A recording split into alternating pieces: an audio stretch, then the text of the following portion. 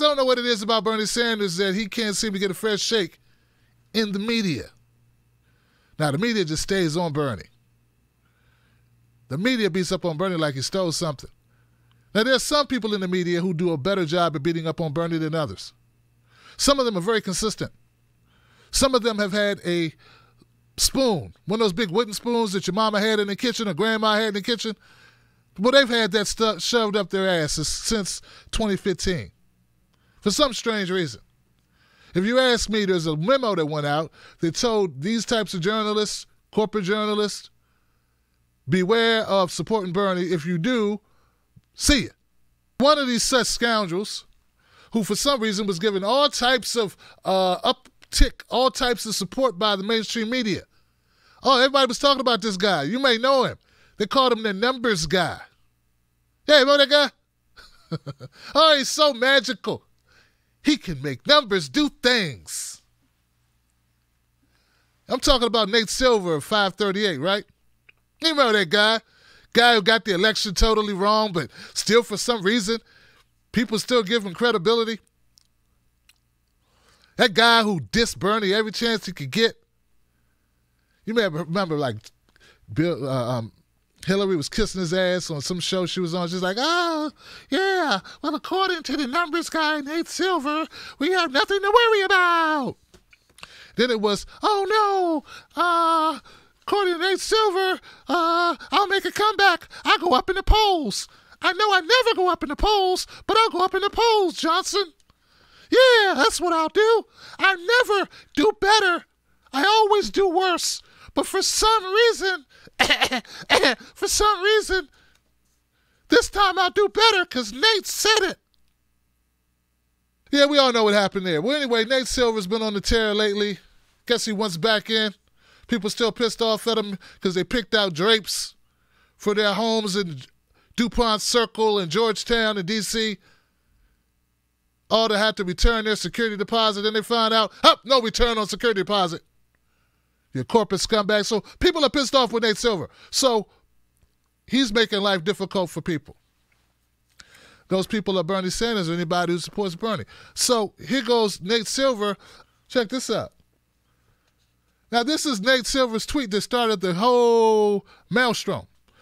Not sure Bernie should get credit. Well, let me say it like in a Nate Silver voice. I'm not sure Bernie should get credit for having more diverse support than last time, given that he has far less support than last time. Oh, let me try that again. Not sure Bernie should get credit for having more diverse support than last time, given that he has far less support than last time. A lot of voters have left him. White liberals have been particularly likely to leave him for Warren. So the residue of what's left is more diverse. Oh, God. Can I have some cheese, please?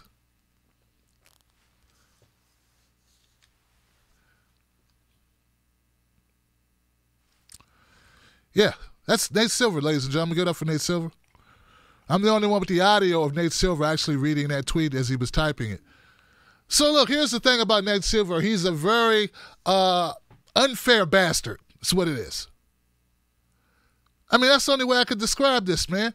This guy says, hey, we can't give Bernie credit for having more diverse following when he has less of a following.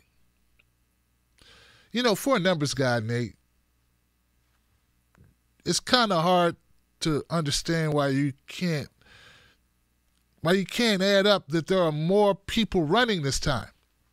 I mean, isn't that the whole purpose that you guys had, mapped out to throw all these people? Well, not you, Nate. You're not a part of the insider group anymore. The meetings that they don't invite you to anymore, Nate, where they plan to destroy Bernie and stop him from running, destroy his candidacy, in those meetings that you no longer get to go to, they had a plan. The plan was to throw as many people out in the Democratic field as possible in order to uplift whoever they chose, the establishment pick. Didn't really matter who they uplift as long as it's not Bernie. Hashtag never Bernie. So, of course, like Bernie Sanders, there were a lot of people who wanted to vote for somebody other than Hillary Clinton, and no matter what negative things you said about Bernie, they still like Bernie more. Okay? That's what happened. And now we got like a whole lot, like 20 people. We have 18 more people running. We have 18 more people running. Wrong. 18 more people running.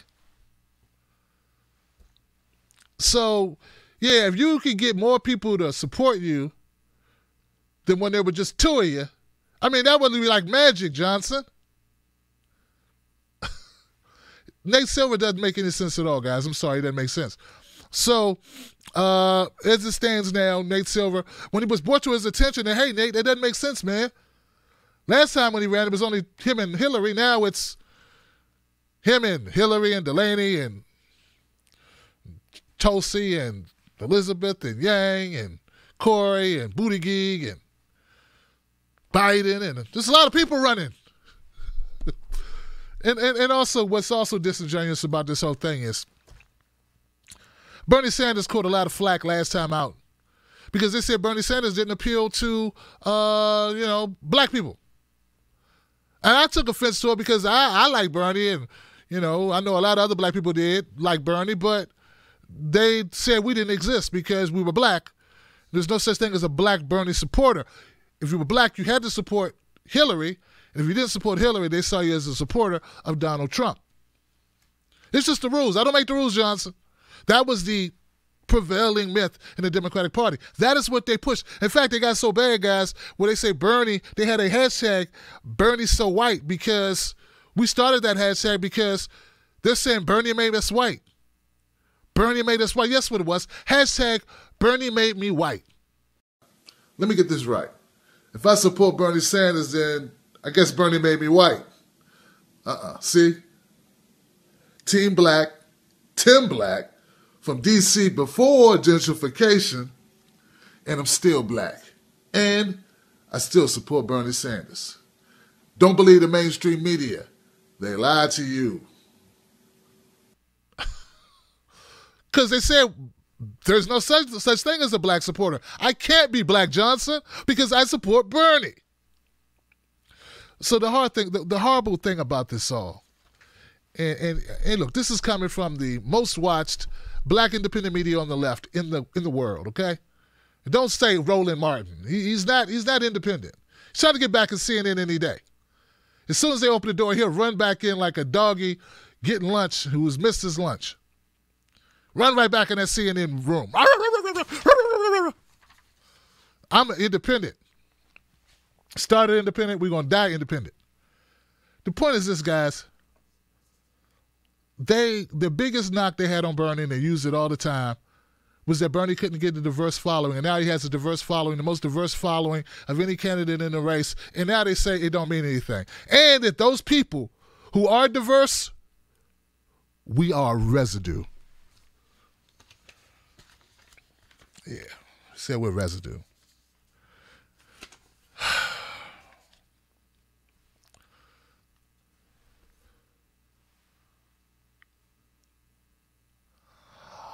Yeah, Nate. Just cranking it up for you, Nate. If anyone else would have said that minorities, blacks, non-white people, brown people, black people are residue, just the connotation alone tells you something nasty, scummy, detritus. It's not a positive connotation, the word residue, right? It's not good. That's what he called the people, the black people that were left over, the people. But Nate Silver, no one's coming for him. It's sort of like that guy out there in Virginia, that governor who wore the blackface. They were upset for like 2 seconds, and they're like, well, he won't quit. It's okay. We ain't going to worry about that, man. Yeah, I know he disrespected all the blacks, but hey, they can't. What are they going to do, go vote for Trump? Oh, shit. Did they go vote for Trump? The Democrats are dirty that way. Right? They got you between a rock and a hard place, Johnson. They got Nate Silver still their guy. He can call me residue. I wish he'd do it in my face, though. Yeah, I wish he would do that. I wish he would, because I respect a guy who can say it in your face. I wish he would have the heart. Anyway, so that's not all. Like, some people called out Nate Silver. Some allies called him out. A lot of black folks. I saw some Latino folks. A lot of a coalition of Bernie supporters called him out. He didn't apologize though. He sort of doubled down on the whole thing. He didn't. He said, instead of saying, "Hey man, I didn't mean to call all you blacks residue," he said this. I honestly think the annoyingness of a certain candidate supporters on Twitter prevents other reporters and analysts from pointing out that said candidate's campaign obviously isn't going well. Oh, God. Please tell me you got some cheese over there.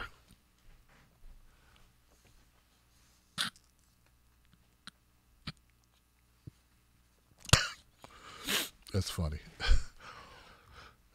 Yeah, he said Bernie's campaign isn't going well.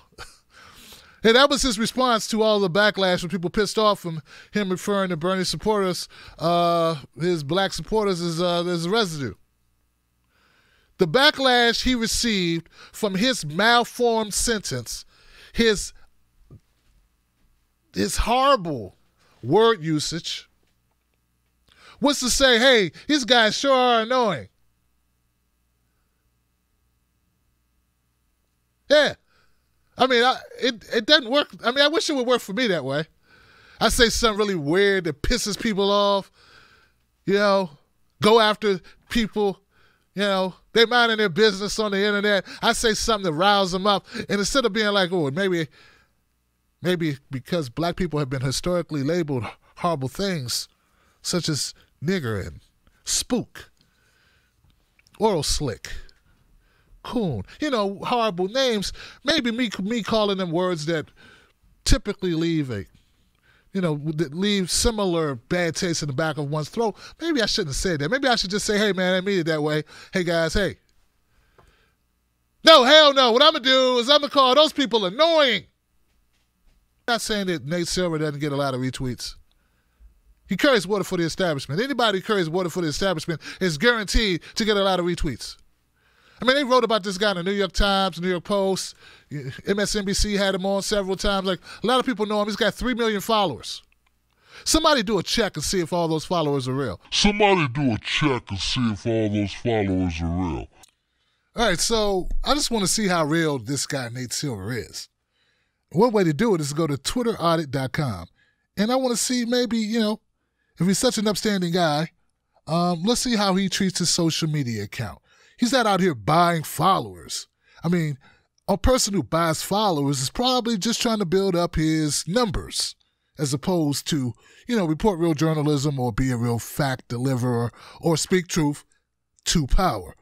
So anyway, here at TwitterAudit.com, Nate Silver, let's see here. Nate Silver has 1.3 million real accounts following him. But oh my God, Johnson, he has 1.8 million fake accounts following him. That gives him a whopping total of an audit score of only 43%. Now, you can pretend that he has 1.8 million fake bots following him if you want to. I tend not to believe that. I tend to believe he brought those followers, Johnson. Now, compare his account to my account. I have grossly less people following me. Come on. I have 67,461 people following me. But those are real people, Johnson. And I only have 2,230 fake accounts following me, which gives me a nice score of 96%. An audit score of 96% is pretty good. And all I'm saying is, somebody's not playing fair, Johnson. And somebody's out here for the wrong reasons, Johnson. But back to my point. Hey, look, I'm not suggesting that Nate Silver doesn't get retweets. He does. But do you know that these tweets he's been doing about Bernie, they get 2, 3, 5, 10 times more retweets than all his other stuff? Yeah, isn't that strange? He gets a lot of retweets when he talks about Bernie. Yeah. It would almost lead one to believe that talking about Bernie is a marketing strategy. I know, it's shocking, isn't it? Not Nate. He's so ethical. So in this article that I just showed you, it says this. It says, we were criticized for being too white. That was the correct criticism, Sanders said on the Breakfast Club radio show in March. We were criticized for being too male. That was the correct criticism. That's going to change. This is what Bernie Sanders said, folks. This is what Bernie himself said. And so they want to paint Bernie as this horrible guy. He's Scrooge. The Scrooge that stole Christmas. Guy that stole Christmas is horrible, mean, grouchy guy. But in that's him speaking on the Breakfast Club, saying, you know what? They said we were too white. They were right. They were right. They said we were too male. They were right. Said the campaign was too male. Wasn't enough women in the campaign. So what he proceeded to do was get some co-chairs such as Nina Turner, Miss Carmen Ulez, Latino sister. I don't mean to butcher your name. I butcher names, accidentally. You should hear me. I still can't pronounce Buttigieg. But he put some women in all over his campaign, all in the campaign. Brianna's in the campaign. Like, of course, what does she do? Like, everything, right? Run all the web shows. She's doing all the outreach stuff. Press secretary, something like that. Or was that David Sirota? We got Faze. So, like, made it diverse not only in gender, but also in ethnicity. Like, Faiz, the campaign manager, I don't know where he's from or where his family's from, but I'm pretty sure they like spicy food. I like spicy food. And then, we got Nina Turner doing her thing. You got Ro Khanna. People still mad at him about the whole thing, the tweet with Tulsi. But, still Ro is Ro. He's not your average white guy walking around because he's not a white guy. So, he worked on it. And he said, look, I need to do better on it. I'm going to change it. And you know what he did? He changed it. He got more diverse. Now, don't get it wrong. He had the most diverse campaign last time. He had a lot of diverse support, right? Well, maybe not the most, because Hillary. Hillary's an honorary black person, man. She had hot sauce and everything. Hot sauce, man. Remember that? Oh, man, how could he beat the white lady who's called the black kid super predator? Man, she got hot sauce.